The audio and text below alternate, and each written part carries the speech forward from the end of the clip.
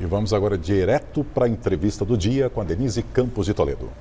E nós vamos falar agora dos desafios políticos do governo Lula. Eu estou com o cientista político Magno Cal, que é diretor executivo do Livres. Magno, boa noite, obrigada pela presença. Boa noite, Denise. Bom, vamos começar falando da pesquisa Quest, que foi divulgada hoje, mostrou a pior situação em termos de aprovação do governo desde o início do atual mandato. Pela primeira vez, a desaprovação ao trabalho do presidente Lula superou a aprovação. Ele é reprovado por 49% e aprovado por 47% dos eleitores. Houve uma piora importante, inclusive redutos dele, Nordeste, mulheres. Então, é uma avaliação que pesa muito. Sobre de dezembro, a aprovação caiu 5 pontos, não é? Não faz tanto tempo assim. E aí tem a questão do PIX, né, que pegou muito mal do governo, idas e vindas, ele não conseguiu controlar a ação da oposição. É citada também a questão do custo de alimentos. Você vê o governo conseguindo virar esse jogo com uma estratégia nova de comunicação, que a gente tem visto novos vídeos, mais populares, ele mais fora do escritório, né, mais nas ruas, junto com as pessoas. Isso muda alguma coisa? Isso ajuda o governo a se aproximar dessas novas audiências, né? As pessoas que estão hoje mais conectadas ao celular, estão com o celular mais presentes em suas vidas, mais até do que às vezes no próprio noticiário. Então, é importante para o governo estar presente nessas plataformas, conversando com essas pessoas. Mas me parece que a avaliação que o governo faz dessas questões ainda não está muito refinada. O governo coloca muito peso sobre a própria questão da comunicação. Na relação da matéria do PIX, por exemplo, pensaram em comunicação, pensaram em fake news, mas não pensaram que há uma quebra de confiança generalizada em relação ao governo. O governo não transmite confiança a boa parte da população. E é por isso que a população desconfia de algumas atitudes do governo, mesmo que saibam que o governo desmentiu. Uma pesquisa anterior da Quest mostrou que mesmo aqueles que sabiam que o governo desmentiu a taxação do PIX, ainda achavam possível que o governo viesse a taxar o PIX no futuro.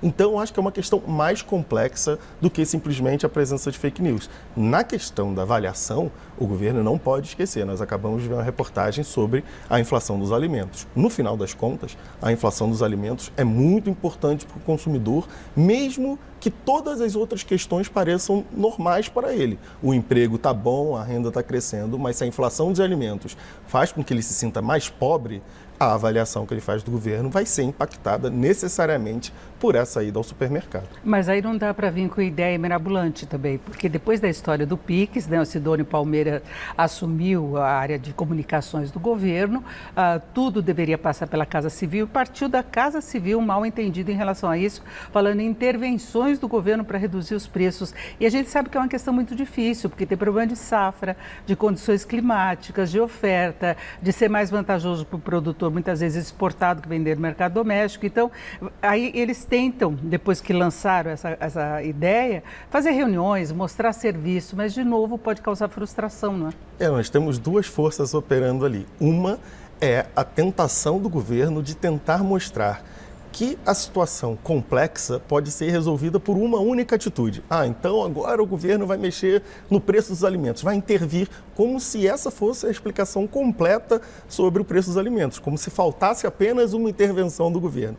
Outra coisa é o voluntarismo de algumas pastas do governo, de alguns ministros que tentam mostrar serviço e acabam passando um pouco do ponto. Nós tivemos algumas situações dessa já nesse governo Lula, em que ministros se adiantam, seja anunciando passagens a R$200, seja dizendo que o comércio só vai poder abrir aos domingos com acordo com os sindicatos, que avançam o sinal, geram reação no Congresso, geram reação na sociedade e complicam o governo ainda mais. No final das contas, a política precisa entender que as situações às vezes são muito complexas. Quando o dólar sobe, afeta muitas questões, inclusive nos alimentos que os produtores resolvem exportar mais do que vender para o mercado interno. E tem cotação internacional. Agora, nesse sentido, o governo, na impressão dele, está meio perdido na definição de uma política econômica, porque esse problema de comunicação vem muitas vezes a sair do presidente Lula. Nós tivemos a Haddad fazendo todo um esforço para passar a ideia de ajuste fiscal, de responsabilidade fiscal, só que ele teve de simultaneamente anunciar a intenção do governo de aumentar a faixa de isenção para até 5 salários, né, que criou um problema seríssimo no mercado financeiro. Foi quando começou, junto com a eleição de Trump, a disparar o dólar e aí bate na inflação, bate em alimentos, bate em vários outros preços, né? Exatamente. Então, não é exatamente um problema de comunicação. Deu um problema na comunicação que foi derivado da incapacidade do governo de dar uma notícia que, se não é boa, mas é uma notícia que sinaliza compromisso com a responsabilidade fiscal. Então, o corte de gastos era uma medida positiva para arrumar as contas do governo. Mas esse governo tem problemas de comunicar notícias ruins. Então, coloca a isenção do imposto de renda no mesmo dia do anúncio. E não é uma coisa para agora. Não é uma coisa para agora. Você ofusca a notícia responsável, que era de corte de gastos, e ao mesmo tempo você coloca um governo num barata-voa danado, tentando fazer com que as coisas façam sentido. Então, falta coordenação, e o Lula disse que não quer mais nenhuma iniciativa passando para o público sem ser pela Casa Civil, mas como você bem lembra, houve confusões também vindas da Casa Civil. Nós teremos mudança na liderança da Câmara e do Senado vindo em breve. O governo tem uma situação política difícil nas duas casas e agora também tem uma situação difícil de comunicação com a população. Então, os próximos 2 anos serão muito complicados para o governo, sabendo que ao final desses 2 anos haverá ainda uma eleição presidencial que não deverá ser fácil para quem está no governo agora. O governo pode ter de fazer ajustes pesados, impopulares, num ano que é véspera do ano eleitoral. E o próprio Lula falou que já havia uma antecipação por parte da oposição das eleições de 2026. Agora você falou da presidência da Câmara e também do Senado. A eleição vai ser no próximo sábado. Tem alguns aí que estão tentando por fora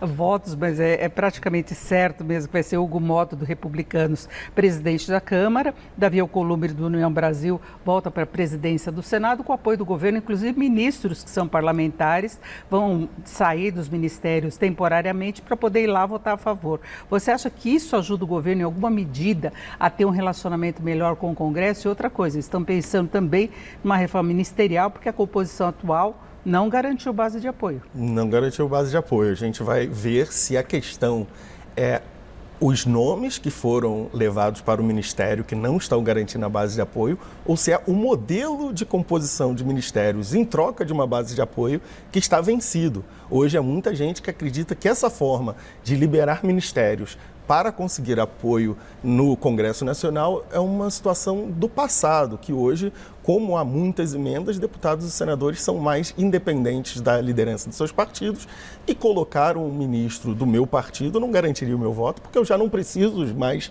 tanto dos recursos vindos do governo federal. É só se fosse o ministério que liberasse muita coisa, Exatamente. Né? E hoje os ministérios que têm muitos recursos para liberar estão majoritariamente na mão do PT. Os ministérios maiores e mais ricos estão controlados pelo PT, não estão com os partidos que precisam submeter os seus votos ao governo. Então, há uma tentativa por parte do governo de reconstruir essa relação com o Congresso a partir desse meio de mandato.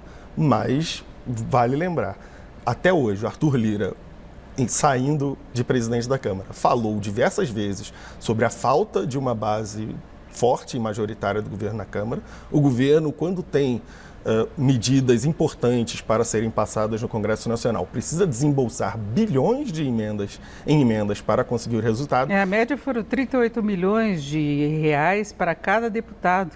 Imagine. Né, no ano passado. E cada senador 70 milhões, assim como líderes de bancadas e parlamentares mais influentes. E isso faz com que a moeda de troca do governo fique muito desfavorecida. O governo tem muito menos poder nessa negociação com o Congresso Nacional do que costumava ter antes do governo Temer.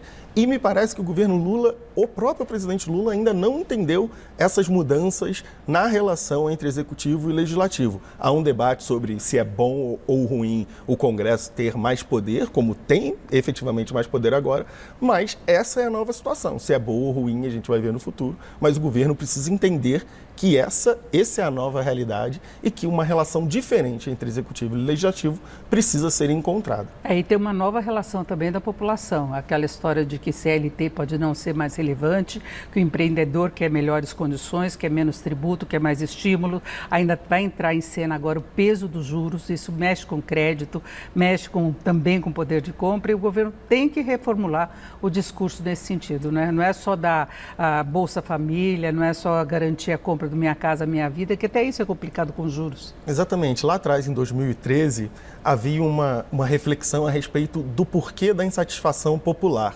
Já que a população, boa parte dela, tinha saído da pobreza, chegado ali na baixa classe média, por que continuavam tão insatisfeitos? Me parece que os governos do PT ainda não entenderam o que está por trás disso tudo, que é um estágio posterior à saída da pobreza. É as pessoas que saíram da pobreza e hoje têm aspirações. O governo do PT faz uma abordagem como se as pessoas estivessem buscando o básico, mas elas não estão mais buscando o básico, elas estão buscando segurança para darem o próximo passo. E às vezes vem o governo como uma força que para essas pessoas, que diminui a velocidade delas saírem desse momento anterior de pobreza e forem buscar uma nova fonte de prosperidade nos seus futuros. É aquela fórmula velha do paternalismo que precisa ser revista. Exato. É isso. Eu agradeço muito a presença do cientista político Magno Cal, que é diretor executivo do Livres. Muito obrigada mais uma vez, uma boa noite. Obrigado, Denise. Boa noite.